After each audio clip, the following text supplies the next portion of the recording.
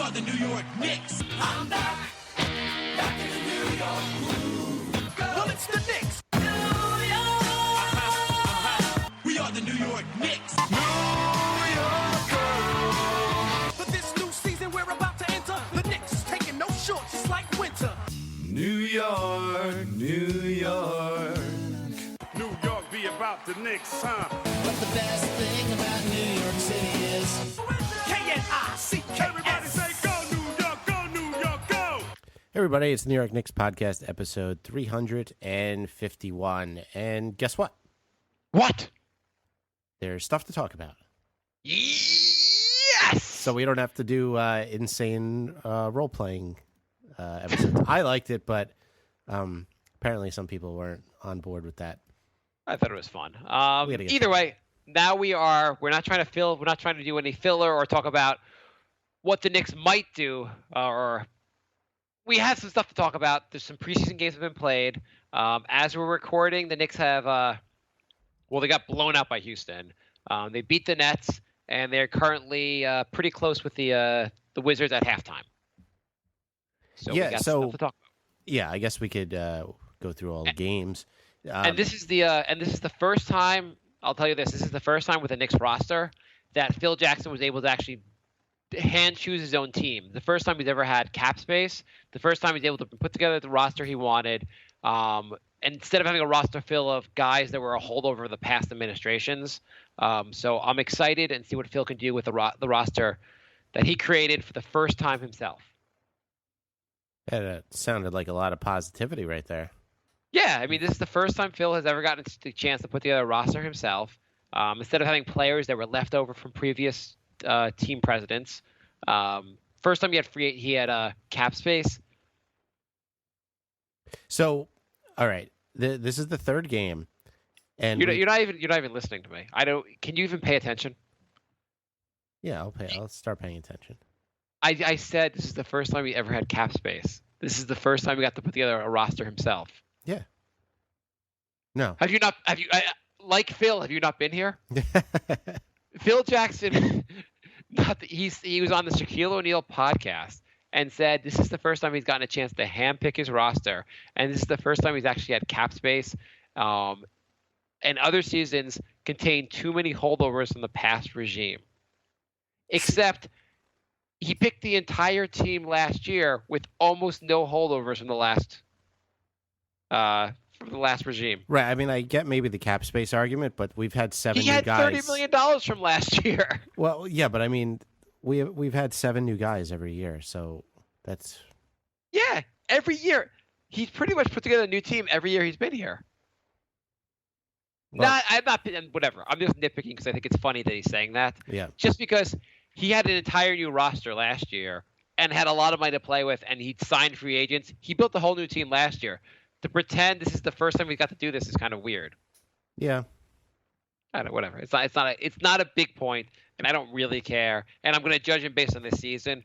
But he kind of had it wasn't like last year's team was filled with all these guys you couldn't get rid of. The entire roster was new from the previous season. Mm-hmm. Who was on the team last year that was new? Who was on the team last year that had been on the previous regime's team? Melo and who else? Melo was the only guy. He might be. He's kind of had a chance before to make a team, and this chance he had the most.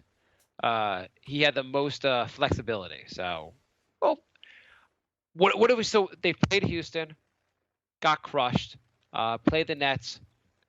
Do you want to go through each game, or you want to talk about some overall points first? I wanted to talk about how this is the third game, and I know Noah's out, but this is the third different starting center we've had. Today, Hernan Gomez is starting. Well, you know what? We've also been talking about the fact that like the Knicks are very heavy in big man and not a lot of guards. You know what I've noticed? Mm-hmm. We're actually pretty thin at center. Quality-wise, yeah. Yeah, I mean, that's kind of what counts. I mean, after Noah, if you're not counting Porzingis, we really don't have much of a backup center. I mean, Kyle O'Quinn cannot be your backup center. No, it seems like they tried that against Houston and said, oh yeah, that's a terrible idea. Let's not do that ever again.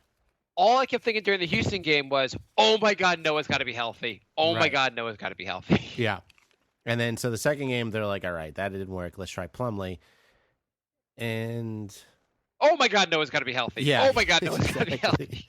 So now they're trying Hernan Gomez, and I like what I see from Hernan Gomez on offense. yeah. He just seems like he needs a lot of work on defense, which is fine.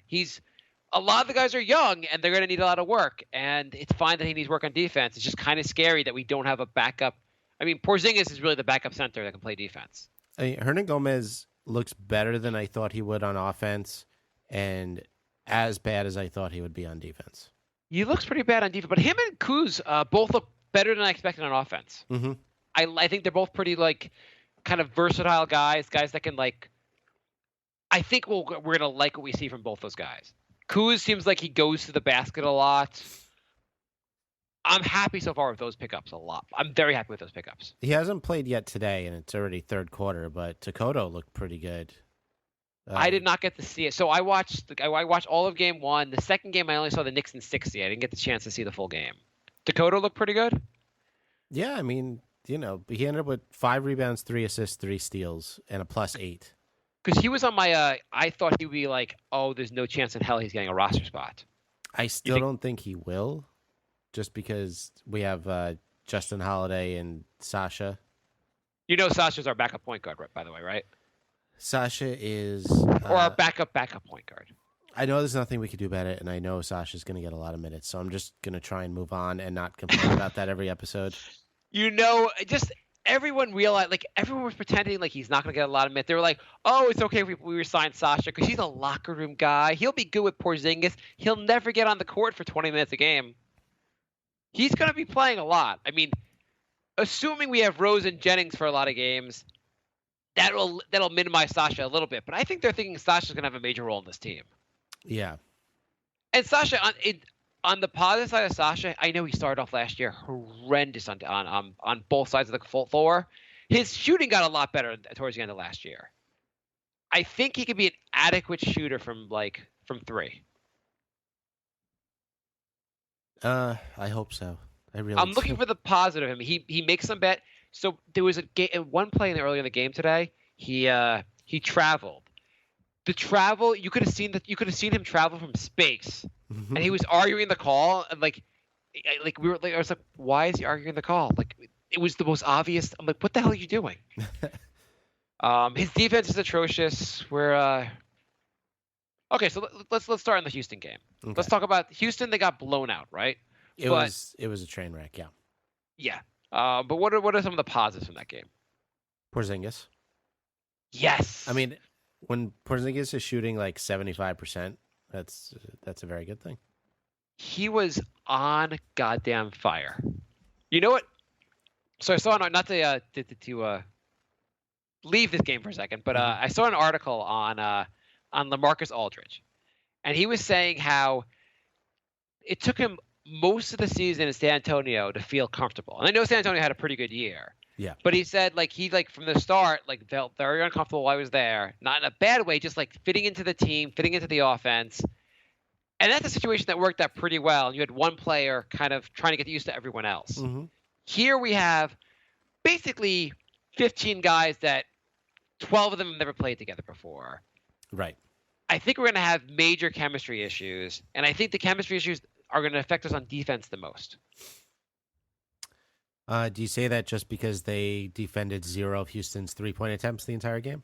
Yes. Yeah. Well, I think defense, as much as offense, I think you can get away with some ISO on offense. You cannot get away with only one guy playing defense. Right. It's really a team thing.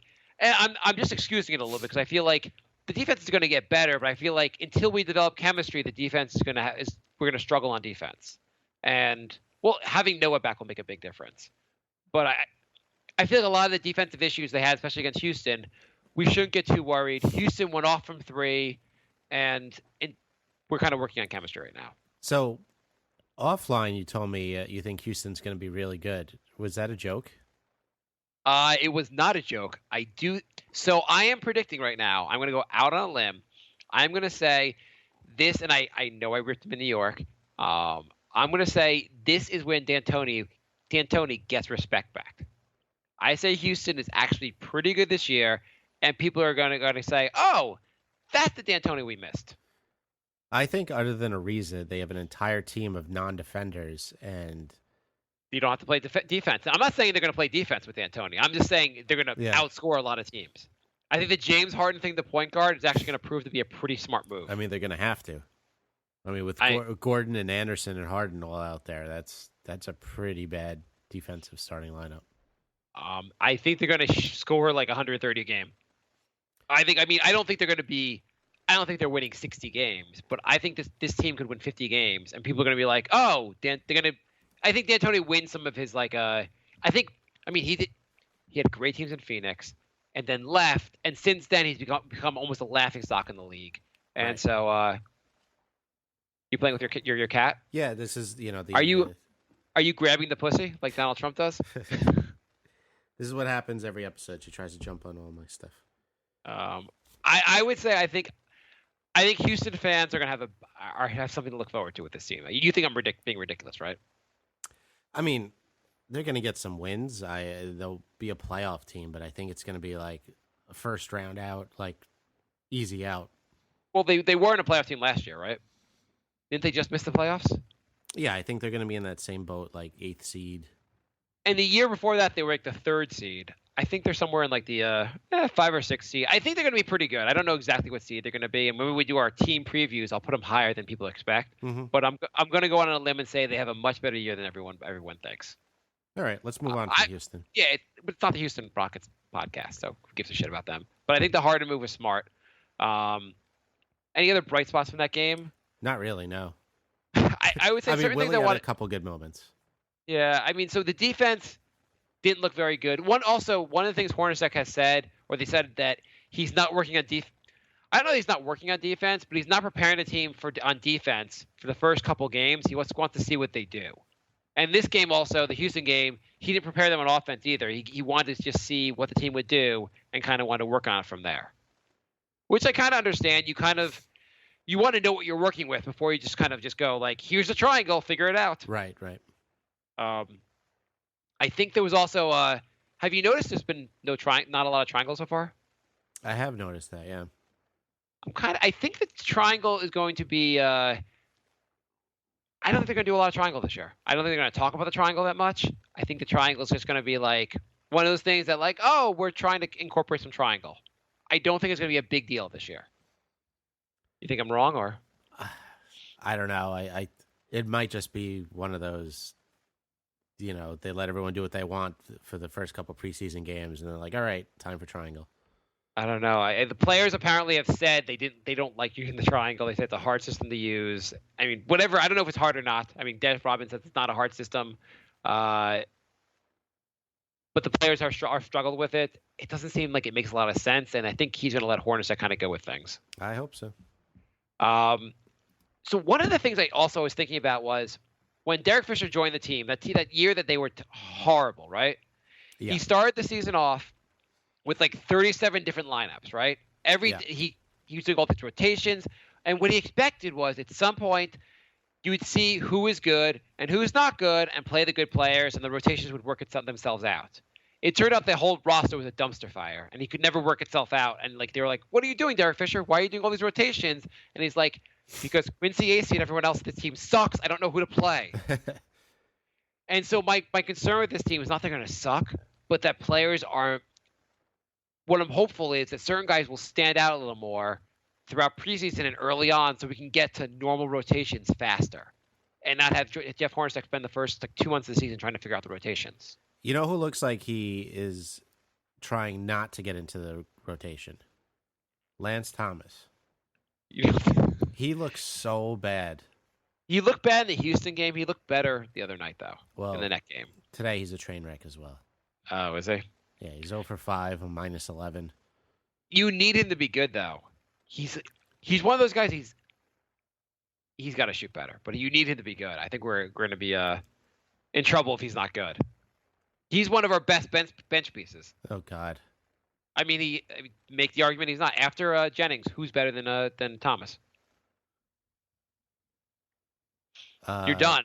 You can't make the argument. There's no one, and not that like, hey, one of the guys like Kuz could end up being better, but right now he has experience. He's a veteran. He can defend multiple positions, and supposedly he shot 40% last year from three. I heard that in rumor, and supposedly it's a fact. I don't know. At this point, I'd rather see Kuz and Dower playing. Though, in fairness, there is a show we did last year in which you apologized to Lance Thomas. You may have to do that same show later on. No, because after I did the apology episode, he then proceeded to suck for about 3 straight weeks. So He kind of disappeared after a while. He did get injured, though. yeah, I think, but who's better than Lance Thomas? I'm gonna say O'Quinn. I mean, me saying that Houston was going to be good is kind of going on a limb. You calling Kyle O'Quinn not a waste of space in this roster is absurd. I take that back immediately. Kyle O'Quinn, oh my God. I realized Kyle O'Quinn. I'm like, when I was watching Kyle O'Quinn, I'm like, maybe we should have kept Seraphin. I don't know. Yeah, Kyle O'Quinn is not an NBA player. Or no, never mind. He is an NBA player. He's not an NBA player that deserves minutes. Orlando was using him properly, very sparingly. yeah. I mean, he's not good on defense. He is just not good on defense. He shoots threes. He thinks he should shoot threes. Okay. What does Kyle Quinn add to you? All he does, Beard power. when you have Kyle Quinn on the floor, all you're thinking is, hey, why do we have a Dorf at center? I don't know how he became our backup center either. It doesn't even make sense to me.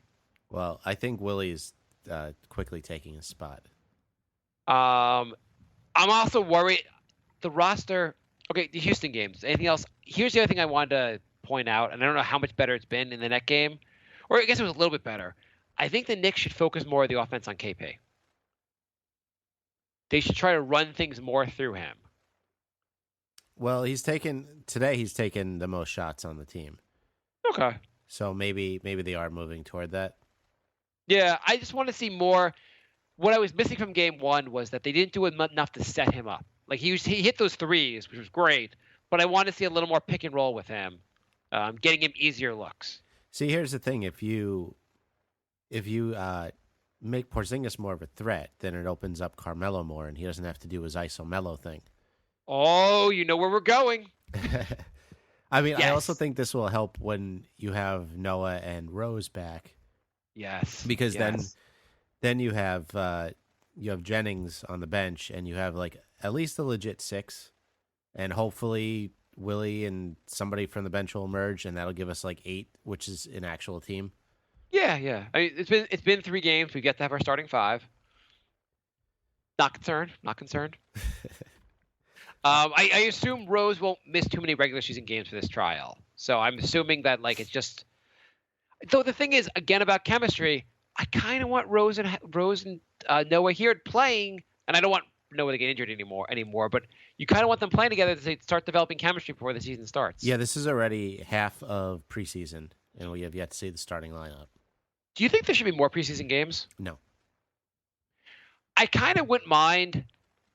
What I wouldn't mind is having more preseason games where you focus on like just playing your bench. Well, you're saying this because we have 11 new guys. Most Yes, teams don't have they should that. organize the preseason around whatever the Knicks are doing. I don't care. On the seasons where we have no roster turnover, we can have a very short preseason. Like when you're the Spurs, like somebody walks in like, "Hi, I'm the new guy," like the one new guy, and they're like, "Hi, new guy." Like, whoever's new, like the trade, like the ball boys know, like, oh, that's the new guy. I mean, it's the only guy I don't recognize. I recognize everyone else because I've been hanging out with them for years. Because this team has continuity. I mean, it's going to get – and I understand why we don't have continuity. I understand why the roster's been different every year, and you're trying to – I'm just worried the roster's going to be different again next – the only way to win the NBA really is to have continuity. The offense only looks better the second season the teams play together. The defense will look better the second season the team plays together. And I know there's nothing I can do about it, or nothing the Knicks really could do about it, but I'm hoping going forward from here, like – these guys, hopefully Kuz develops, hopefully Willie develops. Hopefully these guys are on the team for like 5 years together. I hope so. I mean, I feel like there's still going to be at least 7 new guys next year. Well, 7's not so bad. This year, how many we have? Like 10 new guys? Yeah, pretty much. It's also like if the 5 or 6 new guys are all bench pieces, okay. But you have to have like 7 or 8 guys from each year that were like the major main members of the team, the same guys every year. Where you add maybe 1 guy to the rotation each year, or 2 guys to the rotation. You're not adding 8 guys to the rotation each year. That sounds great. Anyway, nothing I can do about it. So, what do you think of Rose in Game 1? Pretty good. I mean, he looked like he was able to move like laterally like he wants to. It didn't look like he was being hampered by anything, which is what we need. Yeah, he was getting to the basket. I mean, he wasn't like finishing, but it's preseason. Yeah. I like what I saw from him. I was very happy what I saw from Rose. It made me feel a little less apprehensive. I mean, the biggest issue with Rose, and the same with Jane with Noah, is health. If the guys can stay healthy, you feel like the team could be pretty decent. Yeah. I mean, do you have concern if Rose stays healthy, plays 80 games for the team? He's not going to be the Rose. I don't think he's going to be the Rose of 5 years ago, but he's still going to be like pretty decent. Yeah. I mean, that's the whole key to this team right now. If he is halfway decent, then this team's gonna be good. Yeah. I mean, what do you think of Jennings? Well, the first game, he had some nice moves, but his shot was pretty terrible. But it looks like every game he's getting a little bit better. Yeah. I mean, his shooting percentage always sucked. Like his career shooting percentage sucks, but it looks like he can. Yeah, it looks like he could penetrate. Which he had some nice passes on the second game. I mean, if he could penetrate and pass, he has to be able to finish at the rim. That's the big thing. If he can finish at the rim, I don't care if he's not the best outside shooter. If he can finish at the rim, then the teams have to collapse on him, which will create an open Porzingis or an open Melo or an open Sasha or an open Courtney Lee. Oh yeah, Sasha. Yes, Sasha. What do you think of Randall? Jury's still out on Randall. I think he's got to make the roster. I mean, well, we'll get to that in a little bit. Okay, we'll get the roster. Okay, so Game 2 against the Nets. The Nets were not playing a single person that had ever been a single player that deserved to be in the NBA. Well, they played Lopez. The Nets look like they're going to be abysmal. They're going to be so bad. I mean, they're going to have at least they'll have they weren't playing Jeremy Lin, so that's like their best player, or him and Brook Lopez, I guess, are the best players. But they weren't playing Jeremy Lin. But and the team Luis looks like Scola will play. It's going to be a bad year for the Nets fans. Yeah, they're really, really bad. I couldn't believe Anthony Bennett actually looked alive, but yeah, well, he's a good. I mean, for a team of the Nets, like it's a good gamble. Like, why not? I mean, the thing is, like, how like you got pick number 1. Can't you at least be a role player in the NBA? Yeah, it's true. Yeah, I don't have much else to say. I mean, we stomped like one of the worst teams in the league. Yeah. So far they're playing pretty even against Washington tonight. Yeah, it's a 3-point game. Also, preseason is not really about winning the games anyway. It's about like just seeing what you can do. Well, it looks like the lineup is really tightening up this game. So who else want to talk? Let's go through the rest of the roster real quick for what we've seen. So we talked about Randall. You're like on the fence about? Yeah, I mean, why? Well, I haven't seen anything great, but I haven't seen anything where I'm like, oh, he's not going to fit at all. Like, I haven't seen much. Okay, he hit some shots. He had that good third quarter in the Nets game. Mm-hmm. He looks like he got a handle. He looks like I don't know. I don't think this is like Randall sanity coming anytime soon. But I'd like to have. I want to have more guards. If we don't have more guards, then Sasha's going to play a lot more minutes for us. And I feel like you also want to just develop other players.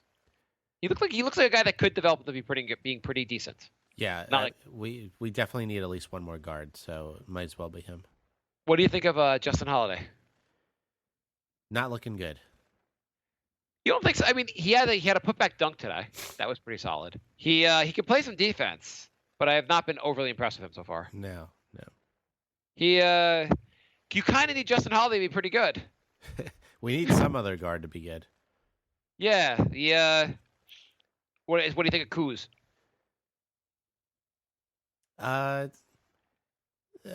He looks okay. I mean, he might be able to do something.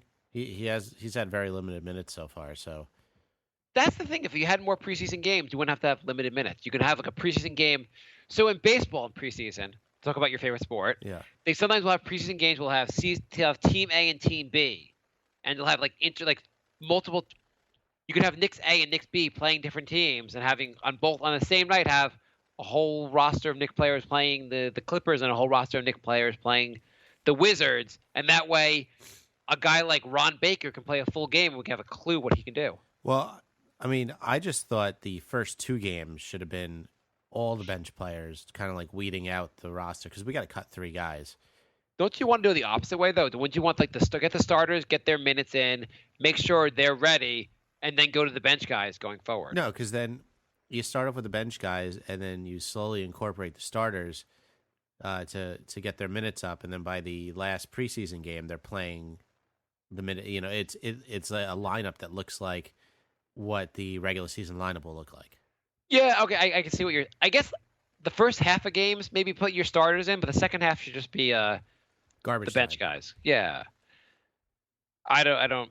The problem also though is for this team with that strategy, you still also want to work on chemistry, and the starters need chemistry. Have chemistry issues, or not chemistry issues. They don't know each other well enough. I'm saying that do that the last 3 games. The first 3 games should be like who's actually on this team.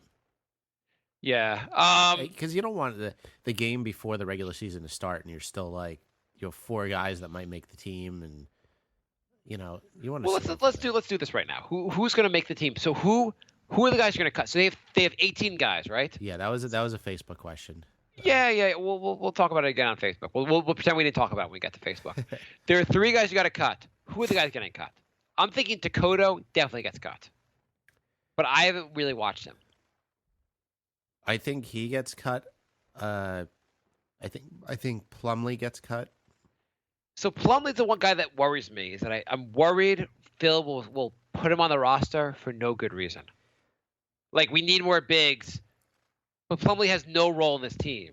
No, he doesn't, and he's the only bench guy to play every game so far. Yeah, I don't see I've seen like he doesn't look like especially good on defense or offense so far. He's had a couple of baskets, but there's nothing about. I haven't seen him like, oh, this is a guy we really need to develop into our backup center. Right. And I know you're not going to cut Kyle O'Quinn, but I would cut Kyle. I would be, if not for the money, I would cut Kyle O'Quinn in a heartbeat. Right. Because I don't see what Kyle O'Quinn adds to this team. But I don't. I would okay. cut. Here's the thing. The guys I think are going to get cut are Takoto, Plumlee, and Baker. Plumlee, and Endower. You think Endower's going to be cut? Yeah. Oh, I didn't think Endower was going to be cut. The guys I think should be cut are Why do you think Endower's going to be cut? just to annoy us. I wouldn't be heartbroken if he's cut, but I don't see he seems like he's a solid defensive player. He could be a solid defensive player, with some upside on offense. I don't see the Knicks cutting him. I think the guys that should get cut are Vujicic. He's not getting cut. There's no I way know, Sasha's getting. but I'm saying who should get cut? Him, Amundsen, Oh yeah, Amundsen has to be cut. and probably still Plumlee. Is it 18 guys? 18 guys is what we have. Yeah. Yeah, and you have to get down to 15. Yeah. Amundsen has to get cut. Takoto has to get cut. Amundsen's not getting cut. It's insane to put him on the roster. This is the Knicks we're talking about. He's on the roster. Lock it in. On the worst team in Knicks history, he barely had a functioning role. Last year, they barely had a functioning role. To put him on this team is just to repeat crazy. He's not that. You know what you have. I'd rather have Plumlee than have Amundsen. I don't see the point of having him. He hasn't. First of all, Amundsen has barely played this preseason. Look, I'm not saying it makes sense. I'm just saying it's happening. Plumlee actually just had a nice move with the basket. Maybe Plumlee. I want guys that will develop. You know where you are with Amundsen. It doesn't make sense to have him on the roster. No, it doesn't. I would love to have Baker, and I'd love to have Randall, and I'd send them down to the D League right away and start them on developing. Yeah, we should go into the season with 15 and immediately put 2 to 3 of them into the D League. I'm not sure exactly how D League works, but yeah, there should be like 3 guys in the D League at all times. Yeah. You're not playing more than 12 guys a night, so just keep sending guys to the D League and get them like minutes. Yeah, bring them back if there's an injury or somebody else is like severely underperforming. So you want to go to by the way, the sequence of watching, by the way, Plumlee has not looked that bad. It just seems like I hope they have some eye towards developing players on this roster. You want to go to questions? Yeah. Okay. Did you want to do that test Lorenzo asked us to do last episode? I have no idea what you're talking about. He asked us to name the finals matchups every year. Oh yeah, I have no idea what you're talking about. Do you really want to try this? Do you have it in front of you? No, well, I have the question. I don't have the list because that would be cheating. What year? What year are we starting with? We're gonna be completely embarrassed trying to. So, what was the question? So people that maybe missed it last time. Well, he says we got our facts wrong a lot. So he said anybody who has an NBA podcast should at least be able to name the finals matchups every year from 91 through last year. That's 27 years. Is it? Yeah, that's a lot. 25 years, whatever. That's a lot of years. Like that's like an entire show is going to be just trying to see if we can name everyone. Was 91 was Detroit versus the Lakers? No. All right, we failed already. 91 is Detroit. It was Detroit versus the Trailblazers? No, it was Chicago. Oh, was 91 Chicago was that first year? Yeah. It was 90 Detroit. 90 was Detroit. Yeah. 89-90 was Detroit. I forget who they played. Can we name everyone that won the title? Well, that I could definitely do. Okay. Chicago, and I'm done. Chicago, Houston, who won at the Houston won it twice, obviously.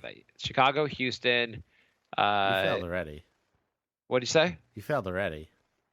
Houston did not win it? No, they did. It was 3 Chicagos.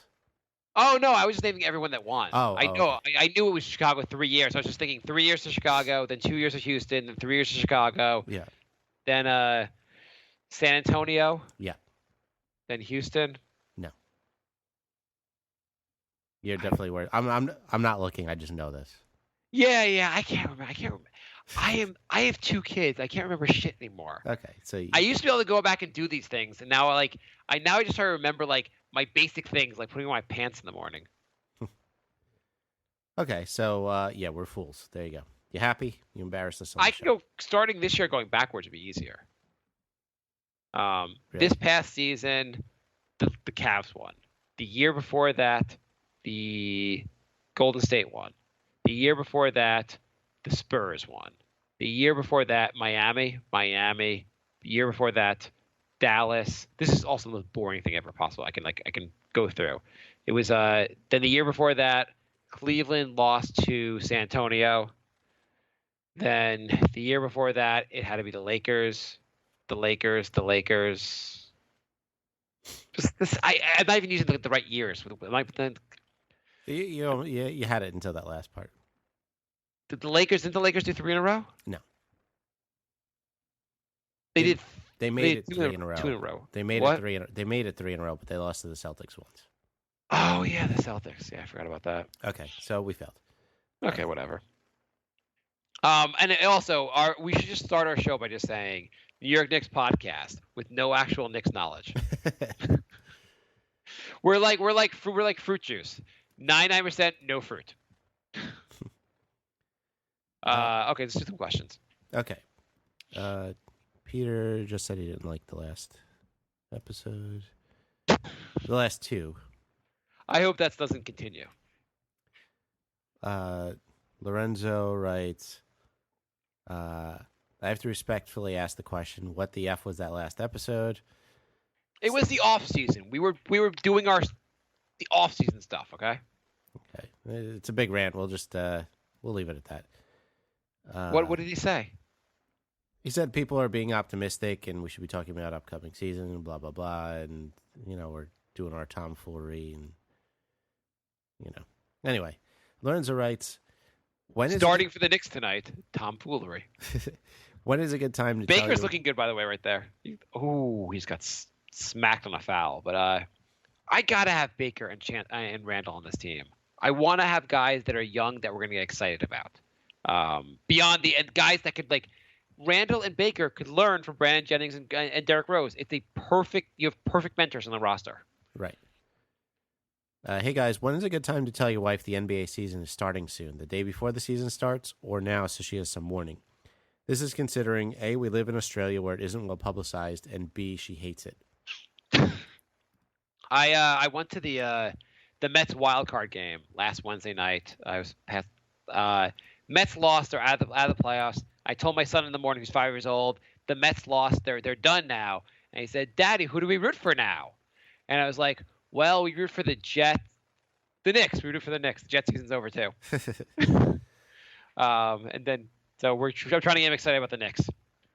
So, I would say right before the season. I mean, aren't you going to watch the preseason games? I mean, like, just tell your wife now. It's like it's on. We're a basketball household now. I just feel like if you're not watching preseason, you tell her right before the season starts because you don't want a woman angry longer than necessary.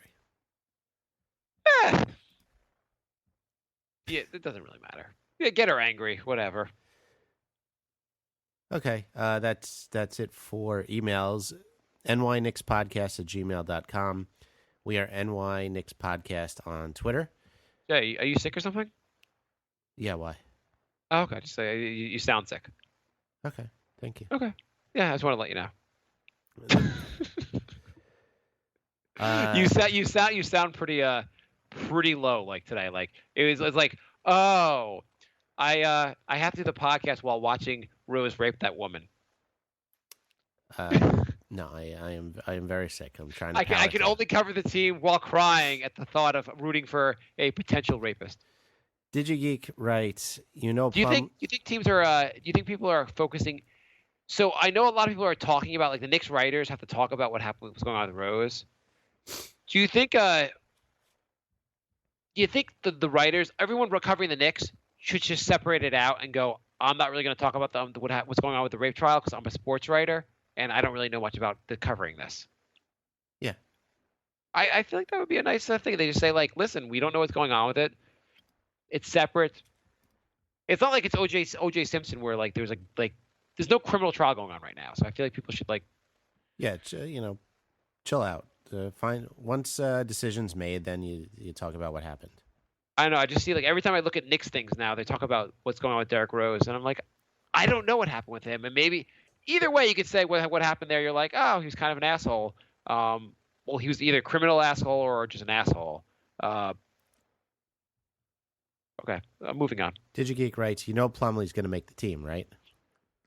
I have a feeling that he might. Yeah, I feel like he might. I don't understand because he didn't really do anything at all in preseason to like say like, oh, this guy should be on the team. By the way, Brandon Jennings is playing pretty well. Keith Easter writes, after last night's preseason game, Nets-Knicks, do you have any solid cuts or is it still up in the air? Lou Edmondson. I feel like it's up in the air, really. I mean, It's is there anybody? there's no one that's like no one's like stepped up and go like, hey, these guys have to be on the roster. Yeah, I don't see anybody who's. I mean, we're still playing almost everybody. But it's preseason game number 3. Yeah, I mean, 3 guys. I would bet a lot of money on that. Dakota gets cut, that Abinson gets cut, and who we say the third one is going to be? Endower? No. You think it's Endower? I don't think Endower is going to cut. Plumlee? It'll be well, I guess it's not going to be Plumlee, right?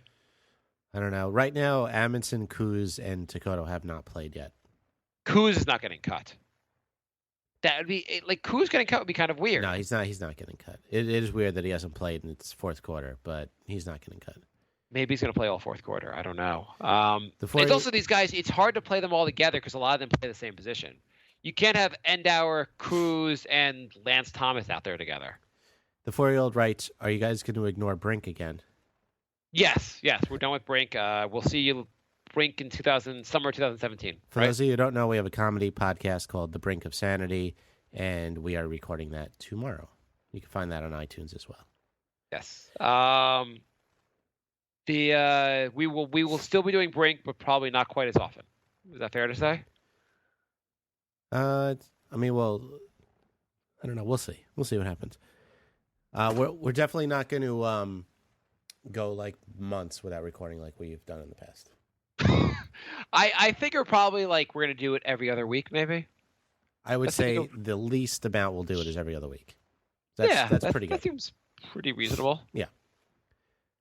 The 4-year-old writes, BJ practically gave me a BJ with his performance on Saturday. He's talking about Brandon Jennings. So I guess he approved to that. Del Blago writes, I imagine this will be a topic regardless, but the Knicks have 18 on the roster. Give me the 3 who won't make it. So okay, we're still trying to figure that out. Yeah. So looking at this roster, Dakota hasn't played yet today. Dakota and Amundsen are the first 2 cut. It's the third guy being cut is the hard part. And there's some potential with Ron Baker. There's some potential with Randall. I feel like it's a bad idea to cut both those guys. I mean, Plumlee seems to make the most sense. Well, Sasha makes the most sense to me to cut, but they're not cutting Sasha. Being realistic, they gave Plumlee a guaranteed contract, but I don't know what that really means. Yeah, I mean, if it's a small one, it's still not. So you think Endauer's role is not solidified in this team? Correct. Which is there's no reason he hasn't done anything in the NBA, so there's no reason his role should be solidified. So you think Endauer, Plumlee, anyone else on the hot seat? Yeah, I mean, I think there's plenty of guys on the hot seat. Well, not really. I mean, Kyle Quinn is not on the hot seat, right? No, even though I'd like it to be. I think Lance Thomas, Endauer, Plumlee, Baker, Hollett, Dakota. Wait, you think Baker and so you think Baker? Yeah, Baker's on the hot seat also. Yeah. I would say. You would think just because they need guards, Baker and Randall are like sure bets to make the roster. Yeah, this is the Knicks we're talking about. But you also, I mean, in fairness, they have to show you something in the preseason. So if they don't show you anything, then it's hard to say like these guys should definitely make it. True. Gucci Gene writes, would you say that Chase and Randall could be a better piece off the bench than Galloway was? Yeah, I mean, it's hard to. I mean, I would think Galloway is going to get a little better this year and get better each year. So like a third-year Galloway is going to be better than a first-year Randall. I don't know how good Randall is defensively. Galloway made an impact his first year on the Knicks, though. What'd you say? Galloway made an impact right away on the Knicks. Yeah, I mean, they wouldn't have won 17 games without him. No, you're right. I think this guy. I think Randall could be. I would put Randall as your third point guard. I'd rather have him in the game before Sasha. Well, yeah. Gucci writes, did you guys notice that we didn't run that much triangle in the second game? There was more ball movement and defense out there. Yeah. I didn't see a lot of triangle. I have not seen a lot of triangle I'm not seeing a lot of like pass to the center at the top of the key. I'm not seeing the team just slow it down and try to remember, here's where I'm supposed to be for the triangle. But I mean, the key to the whole triangle is having a player like Noah out there. So maybe we'll see it more when he comes back. I feel like though if they were going to do a lot of it, they already tried to be working on it. I think Noah's a great passer, so that like there may be some triangle elements just from watching. Like just naturally they'll go to Noah as a centerpiece who can like create the offense just because that's what Noah's game is. Yeah. They say Noah's going to be great. One of the great things about having Noah out there is you go down low to Noah and he'll find the open 3-point shooter. So it should help our 3-point shooting game. In theory, he'll get more open shooters. True. Gucci writes, do you like Jennings' flashy style of play? What do you think? Yeah, I'm for it. Yeah, I mean, if you whatever, we got to do something different this year. We have flashy point guard versus a point guard that won't cross the arc because he thinks like there's a moat like behind it, in front of it or something. Yeah, considering the old men we've had at point guard the last few years, I'm totally fine with this. Yeah, this is a million times better than what we had with Calderon. So, I mean, this team. The real question with this team, I think I mentioned it last time. Like, is this team 10 games better than last season or 20 games better than last season? What do you think? I mean, on paper, they're 20 games better, but, that's assuming everyone's healthy, so can't really say right now. Yeah, I want to. Noah supposedly is going to play on Friday, I guess. I would love to see Noah with his team and see how, like, you think his team. Are you worried at all this is going to be a lingering injury because it's a hamstring? Of course, that it's the Knicks. I'm always worried that there's going to be a lingering injury. And the whole time they'll be like, if only we could get this starting lineup to play together. But Rose is in jail for rape, and Noah, his leg fell off, and Carmelo decided to go be a full-time Olympian. I don't know. I would love to see 65 games this year where our starting five is healthy. Is that like setting my goals too low? No, I like that. Let's see. Asafo writes, why in the hell do bloggers like Tommy D think Sasha is an NBA player? He cannot see Baker and Randall are better. I don't get why anybody likes Sasha. I don't understand the whole appeal. Well, I mean, if you you might say I don't like NBA games where there's defense, so I like Sasha because he doesn't play defense. Well, they take he's pesky on defense, where people are like, oh, he's pesky, that means he's really good. He hustles, but he doesn't have good instincts on defense. Yeah. I don't know. I don't know what the obsession is with him. There's these Sasha supporters. Asafo writes, pretty pumped for this year. Mark will finally have no excuses for Melo not getting out of the first round. Yeah. No. Melo, you better get out of the first round. The Knicks should not be a one. They have to make the playoffs, and if they only make the first round, it'd be pretty awful. And he writes, is Harambe an NBA quality rotation player? Harambe? Yeah. Who's that? Isn't Harambe isn't that gorilla that got shot? Oh, yeah. That sounds a bit racist, actually. His defense was really good. I'm going to take the kid. The 4-year-old writes, you guys got to do over-unders or conference predictions next episode. Yeah, we got to do that, actually. That's a good idea. Didn't we do over-unders? We did just the Knicks division. Do you have the full one? I think somebody emailed that to us. I'll find it again. Find it while I'm doing the Facebook questions, and I'll go through it. No, we'll do it next time because we're already 50 minutes in. We're not okay. going to start. Fine. Ooh, I can't do a 7-hour podcast. I've got a cold and shit to do. Well, we definitely got to do predictions too. Yeah, we got to do that soon. Next episode, we'll do our predictions. We'll do all that stuff. We'll do up until Mark says he doesn't care anymore, and then I have question marks for the rest of the standing. Okay, now let's do the West. Oh, God damn it. So, let's see. Facebook questions. Okay. Oh, before we do that, I think we still have a couple spots open for the Fantasy League. So you can email us, nyknickspodcast@gmail.com, or you can message us on the Facebook group. Okay, my mic just gave out for a second. It's $25 buy-in. We're doing a live auction-style draft on October 22nd. Jay, do you want to give out your address in case people want to give you the money in person? No, I do not. Also, do you want to? What about give out your bank account information? So if anyone wants to go to Chase and just say your bank account information. Maybe next episode. Okay, cool. I don't have my checkbook with me right now. Okay. And that game I was talking about, United Games, is launching next week. So if you want to get in on that, send us a message. We just need your phone number, and then you'll get texted a link to the app. That's the one we were talking about, where it's a live game during games. So we'll be playing during Knicks games, and basically there's a series of questions throughout the game, will Melo hit his next shot, yes or no, and whoever gets the most right wins that day.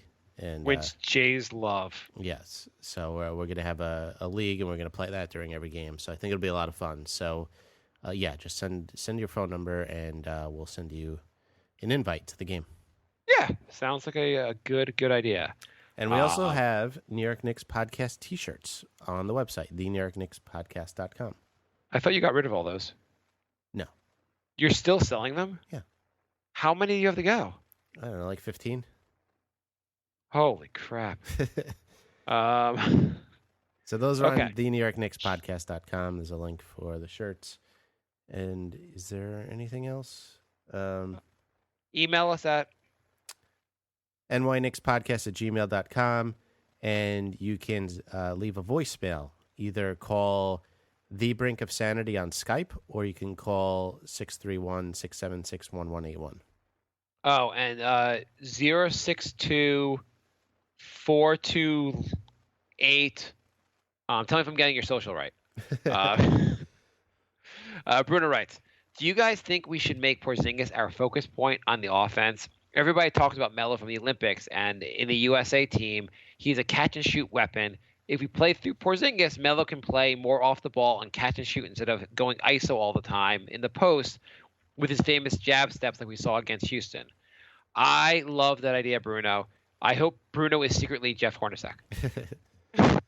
Well, it's fourth quarter, and Porzingis has still taken the most shots on the team. How many shots did he take him? 14. Okay, it's not ridiculous. How many points does he have?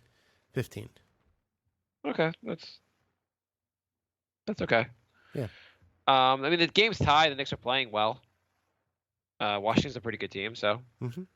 And again, wins and losses in the preseason don't really actually matter.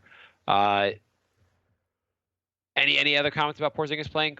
How would you like to see the ball? Like, what do you want them to do with Porzingis? I want to see them run more with Porzingis. Get him out there on the fast break. I want to see him pick and roll, and more setting him up for from the three, more 3-point shooting. I just want to see them be smart about the matchups. 3-point shooting, if he can shoot over a guy, but if he can bully a guy down low, I want to see him post up. He's done some nice moves. He's been having he did a what did he do? He dribbled and took a step back there in the game one. Yeah. He drove by guys like a guy in game two. He's got some moves. I'm getting pretty excited. Greg writes thoughts, and this is Rose testifies how accuser willingly gave him oral while friend hit doggy style. Here's the thing with that: if she was willing, then you could say he's an asshole, but he didn't break any laws. But if she's not willing, then obviously it's rape. Maybe he has bad taste in threesomes. I don't know how, and I don't want to talk about too much about this, but if a girl you were hooking up with sent you a text and just said, come on over, and it was 2 a.m., you would assume you're having sex with her, right? Yeah. Well, especially if you've had sex with her before. I know people were giving him crap saying, he said the text he assumed was consent, but you also don't really even think about consent. If you're already hooking up with someone, they invite you over in the middle of the night, you're expecting that's where the evening's going. Yeah. I'm not saying he's innocent or guilty. I have no idea. But to go off on him because you don't like how he was living his private life is if that's what he's into, trying to get his friend to nail the girl with him, then that's his thing. Yeah. I don't know. Do you think your girlfriend will let you have Rose there while you think your girlfriend's going to want Rose to hit her doggy style? I don't think it matters because I have a 1 penis per room rule. That's a good rule. Yeah. Greg writes, I assume you mean clothed. Unclothed. Unclothed. Unclothed. Yeah, I mean, I could hang out with other guys. Yeah. So, Mark, I was going to have you over for the podcast. Sorry, 1 penis per room rule. Greg, can we please have D Rose on the show? Maybe next week. We're running long. Alex writes, I think the thing that I hate most about American sport is that for some stupid reason, team owners are the ones to lift championship trophies. Do you ever see a future where the team captains are the ones to lift the championship trophies, like in most other sports? And what would your immediate reaction be to James Dolan being handed the Larry O'Brien trophy? There's a couple questions there. I mean, if James Dolan's holding the trophy, That means the Knicks won, so I'm going to be happy. Yes. Does he deserve to hold it? Probably not, but I don't know. He gets us. We win a title. I'm fine with giving him credit. yeah. I mean, I think the owner should hold it, but I think the captain also should. I mean, everyone should. Even the Lou Amundsen's in the NBA should hold the trophy. He's not getting on our roster. Stop it. Nope. Yeah. I mean, I have Should be to like say the this Stanley is- Cup. Everybody should get a day or two with it. I mean, this is up there with jersey color and things I don't give a crap about. Yeah.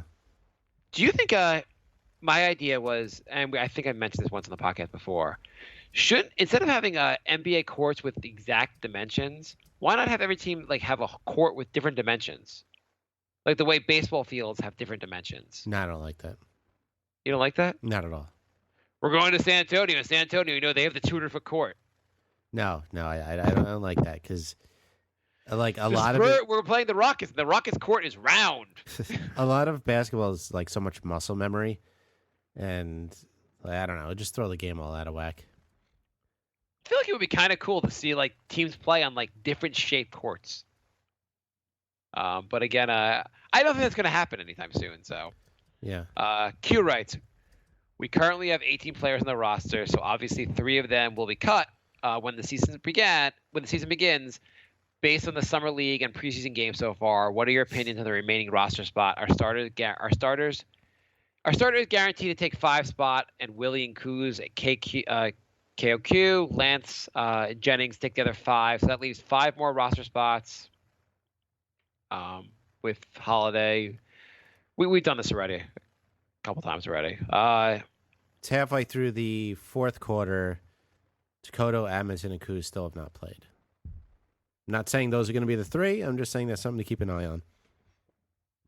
Well, 2 of those 3 are probably going to be cut, but you think they're already done with? I mean, has Kuz looked that bad? Has he looked any worse than anyone else? Basically, I don't think so. I mean, Maybe they already made their decision and he is in. So they're like, all right, we don't even need to see what we got anymore. Maybe they're saying, hey, this preseason game, these guys get minutes. Next preseason game, the other guys get minutes. So we can like everyone get extended stretches. Yeah, I mean, he got 12 minutes last game and he looked pretty decent. I don't know what you have to learn about Amundsen, though. Like, you already know what... I feel like Amundsen is only there for practice. Like, they gave him money to just go, like, hey, we need another NBA player to have practice with during the preseason. I think the same thing with Dakota. They're solely there for, like, just because we need more guys to practice. I mean, they got to get that 9-on-9 game going. But it's good to have more guys to play. I mean, well, first of all, like, Noah hasn't been able to play. Rose has been out. You need more guys just you need more guys for preseason, just generally. Yeah. You pay them for a month, it's worthwhile. Dolan's money. If Dolan pays them $30 million for that month, I don't give a crap. Greg writes, any free agents left that you guys are interested in signing? And then he shows a picture of some woman that is dressed in WWE gear, and I have a clown like. I don't know who that woman is. Do you happen to know? No, I don't know. I don't know any characters from the WWE. I would say no on as far as free agents because I feel like we're going to go with the roster we have. Yeah.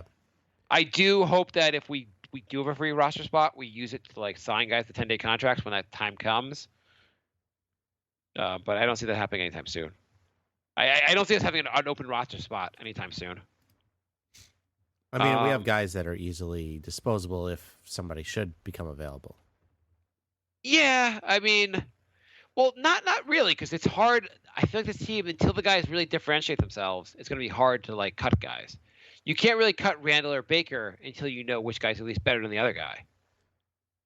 I'm just saying if somebody we really want becomes available, like through a Yeah, buyout if or LeBron something. is free agent, we can. Is J.R. Smith someone we want?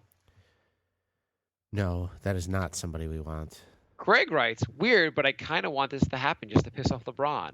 The New York Knicks are reportedly looking to sign J.R. Smith if the Cleveland Cavaliers don't make a move soon. Nope. First of all, I don't understand why if the Knicks actually wanted him, and I doubt they actually do, why would you wait to see if Cleveland's not going to make a move first? Wouldn't you just go like, hey, we're just going to try to sign this guy? I guess they don't want to cut somebody, make him an offer, and then But you don't have to cut anyone to make the offer. You can make the offer, then cut the guy after. Yeah, but if we make an offer and then Cleveland says, "Oh, somebody else made an offer. We're going to make him an offer now," like, I think their thinking is that Cleveland will make an offer if somebody else does. So they don't want to cut somebody and then not end up with him. So having J.R. Smith on your team is like a horrible game of chicken? Yeah. The worst game of chicken ever.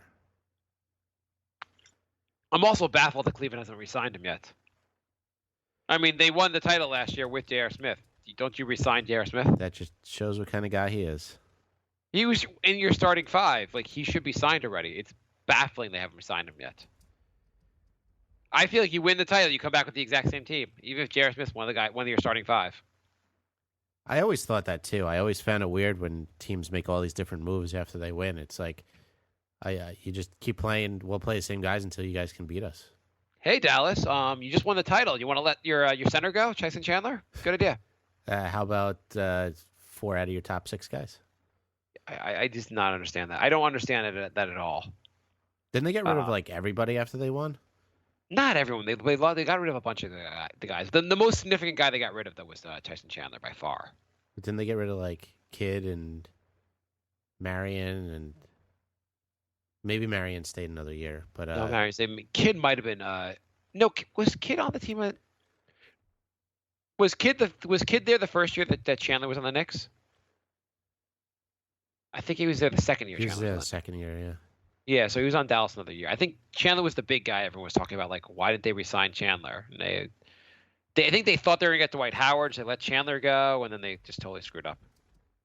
It was like, oh, yeah, Dwight Howard, if you added him, then you'd win the title like you did last year. Yeah.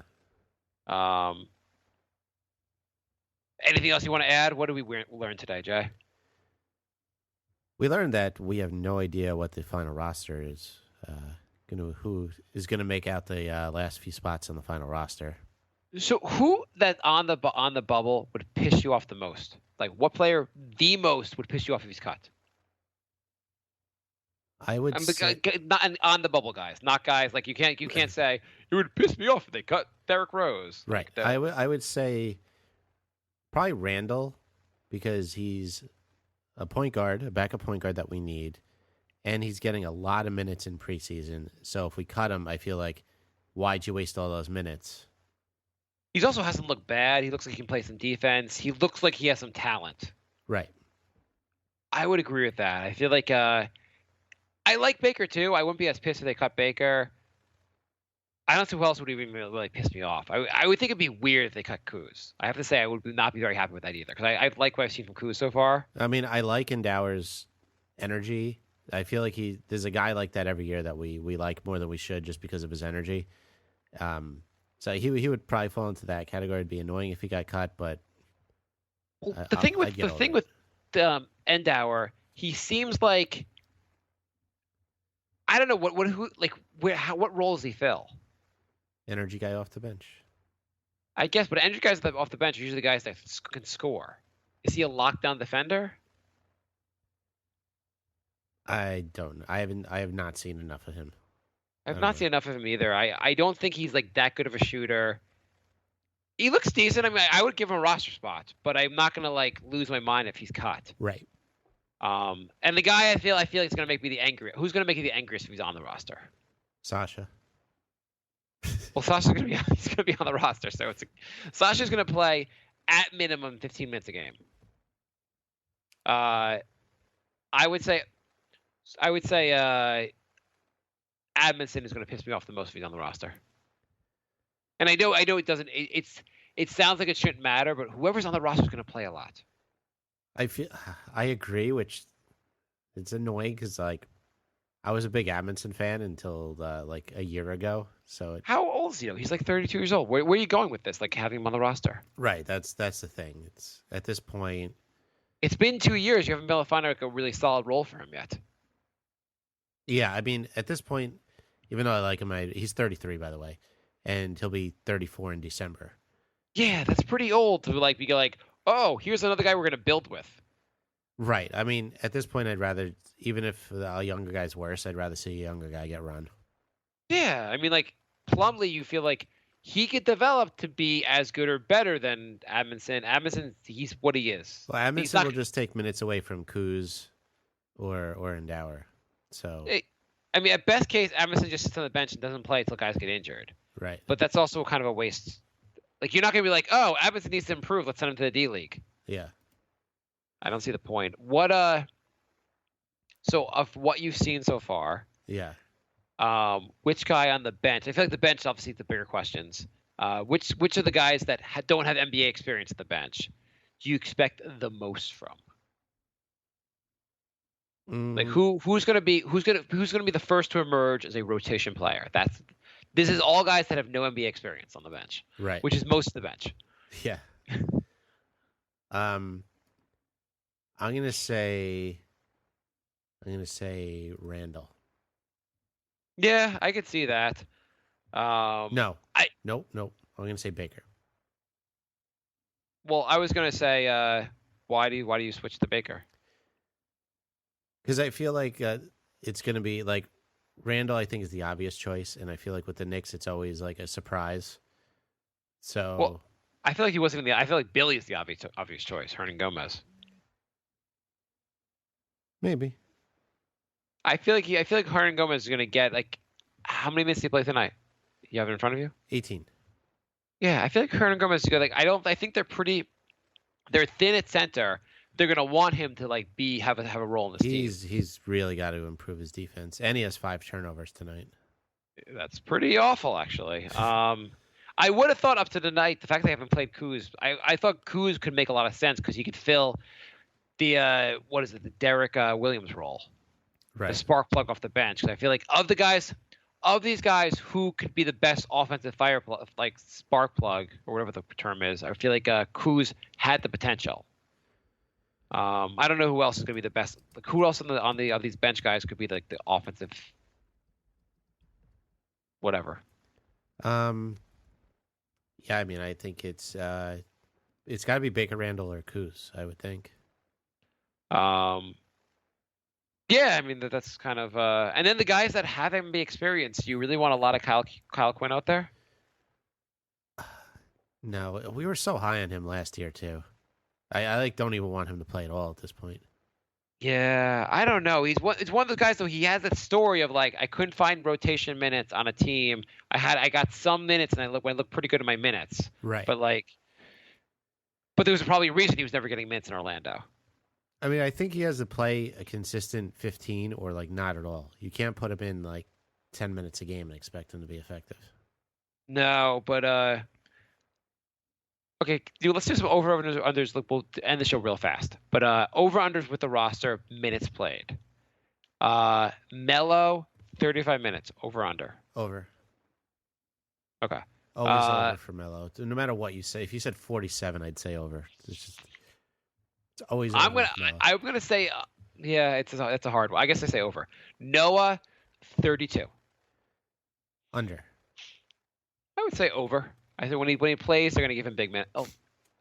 Okay. I think they're giving him 30. KP, 35 minutes. Ooh, that's close. I'm going to say under. Yeah, that has to be under. If it's over, he's injured before the end of the season. Courtney Lee, 35.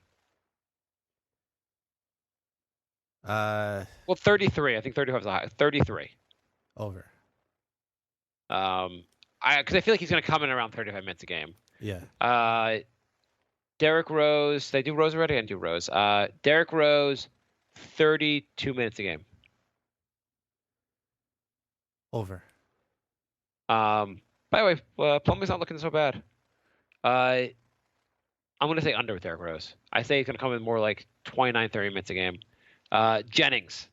Jennings, 25 minutes a game.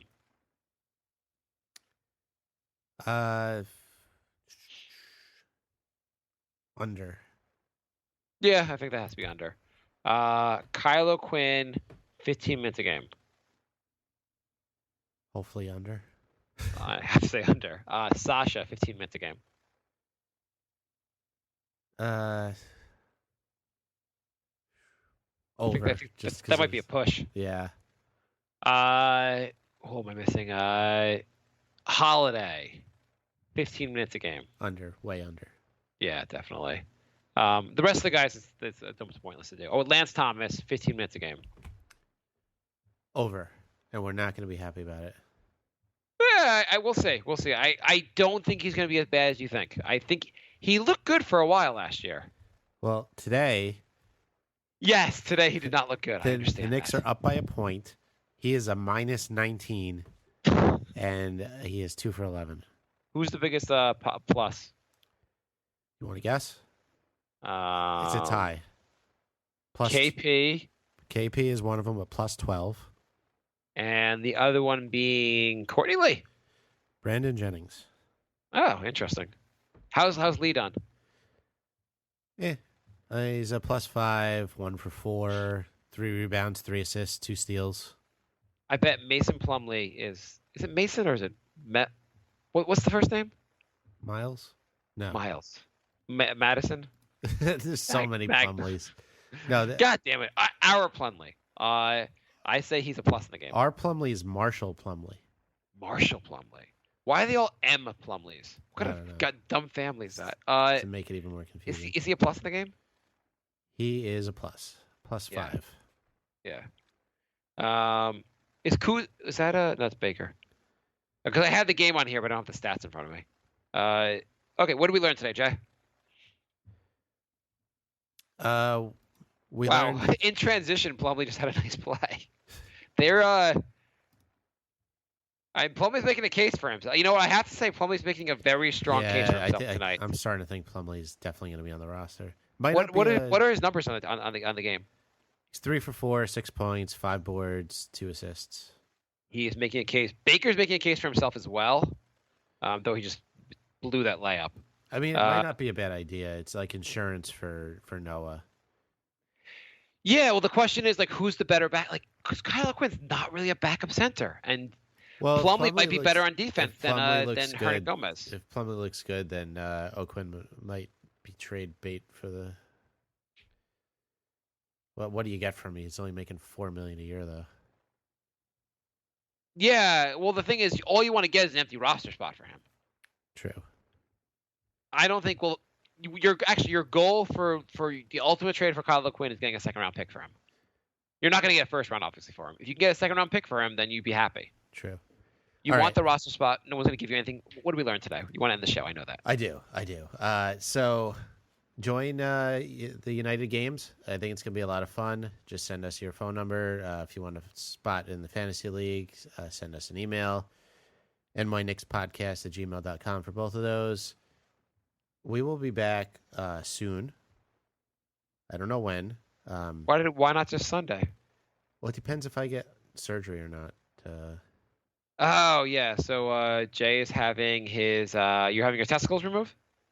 Close. Tonsils. Okay. Tonsils, uvula adenoids. So you'll not have a testicle after the surgery? Okay. So thank you for listening, everybody. We will be back soon. And how long are you supposed to not be able to talk for? I don't know, like 4 or 5 days. But then it's painful for another like 4 or 5 days. Hey. Yeah. Dude, you should just wait till the Knicks season's over. Or you should wait till the Knicks season's over, but not like literally, just figuratively, like around like January. All right. Thanks for listening, everybody. We will be back soon. Bye,